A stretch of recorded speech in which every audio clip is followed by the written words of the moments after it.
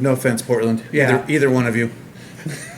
Yeah, both you two tuning in. Neither. Tuning in from Portland. No, neither Portland. Yeah. Just tell us what to do to make amends. We don't want to lose Right. a third of our viewing audience because we ticked you two off.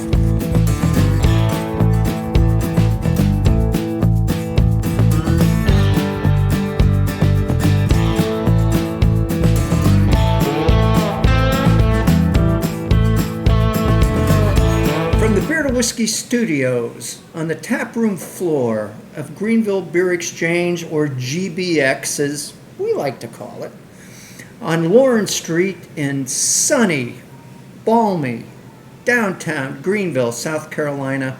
I'm Russ Heaps, and welcome to this episode of Big John in 5.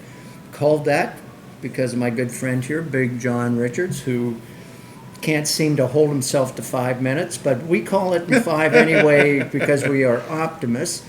But John picks a beer from one of GBX's 22 taps, 100, 150, 200 bottles and cans that are in the retail store up front. We sniff, sip, kibitz.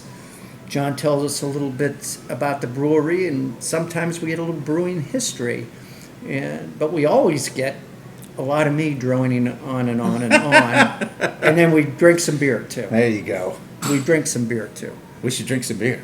Yes, and that's at the top priority. But John, First, I want to ask, when did you get here? Sunny, balmy.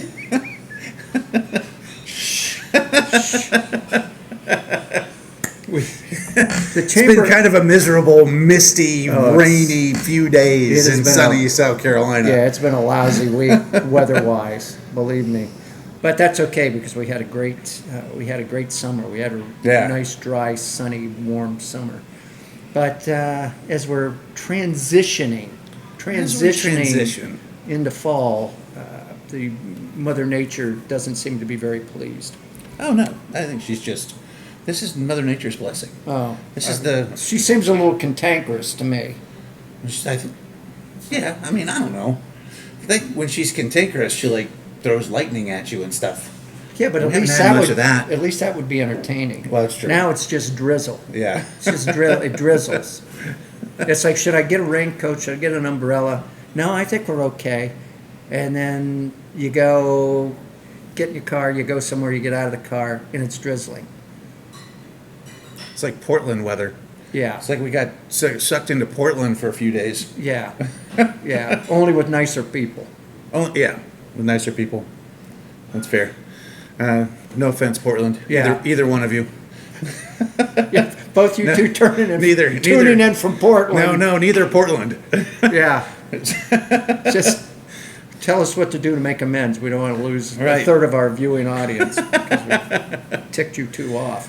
All right, let's drink some beer. I want to. So we've been on a pumpkin kick today. A little fall kick it's fall today. It's seasonal. Right. We've got Halloween coming up. We're in the middle of September. We have Halloween coming up. We've got Thanksgiving coming up. We've got the Christmas holidays coming up.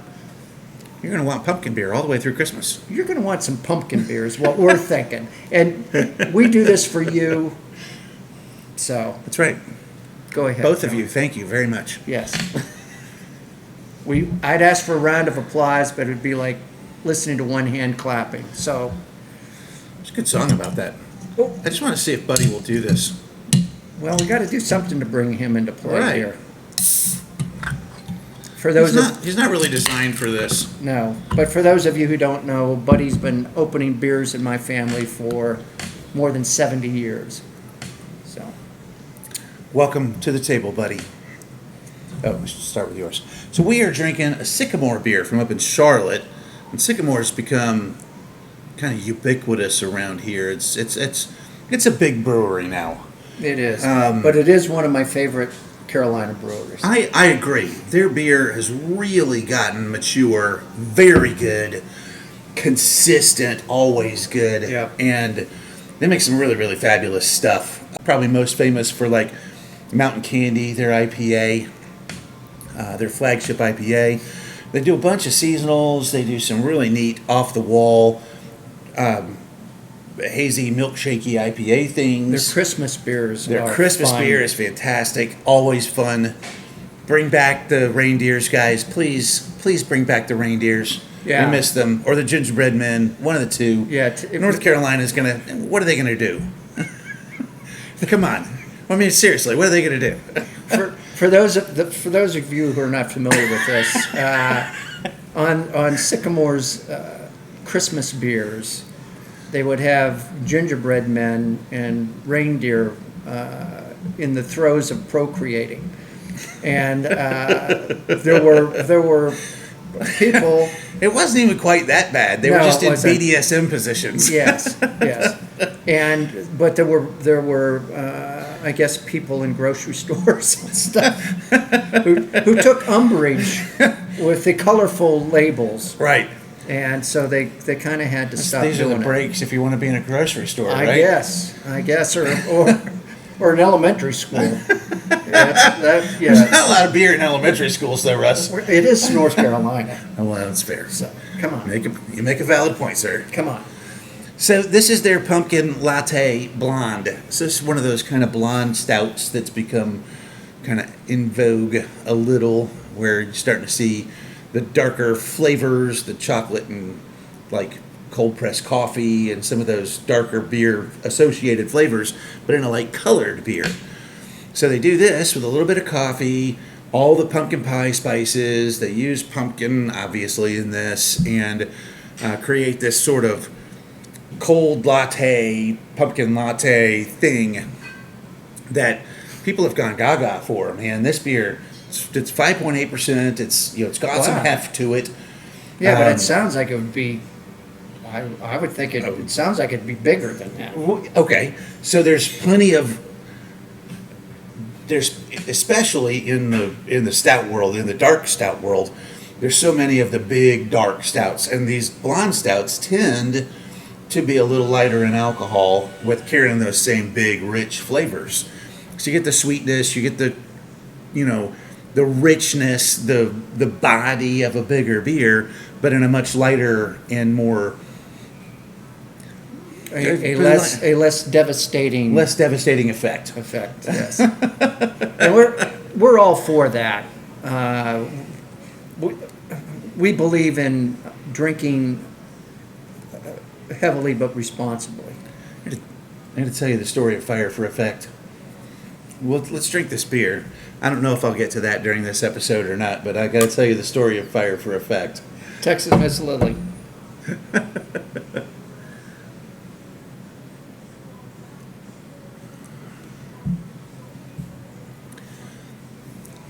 Yeah, whoa, man, that's even crisper than I remember. Part of what's going on here is we chilled this down and we didn't get it all the way cold. Yeah, it's a little. It's a little closer. It's certainly to room not temperature, warm, but it's. But that's okay because boy, oh boy, this thing is really layered. There's all kinds of stuff going on. I think there's more opened up in here than I remember from last time I had it, which was cold, straight off the draft. But I said cold pressed coffee earlier, and there's this cold pressed coffee thing that's living in there, and it's right on exactly what that is. If you take a cold pressed coffee, put it in your fridge or whatever you do, you get cold coffee and you get that straight coffee bitterness, but super clean. That is the backbone of this beer. That is neat. That's even better than I remember. And I love letting beer warm up. So I'm glad that we're doing this at this a little bit warmer temperature. Well, we sort of cut out the middleman because we didn't let it warm up. We just didn't let it get cold. Right. You're welcome, Mother Earth. Yes. Environment, we're here for you. That's right. We're environmentally conscious beer drinkers. That's right. I'm not getting any pumpkin. I think the pumpkin is somebody walked by the tank with a pumpkin under their arm. So and I that's think about as close as they got. I think the pumpkin is more prominent when this beer is colder, and I think as it is warmed up, that bitterness from that roasty bitterness is really dominating what's going on. Because when I had this cold, weeks ago, I really got a big pumpkin flavor in the front and more of the pie spiciness. And this one, I'm tasting, as it's the warmer side, I'm tasting so much more of the coffee.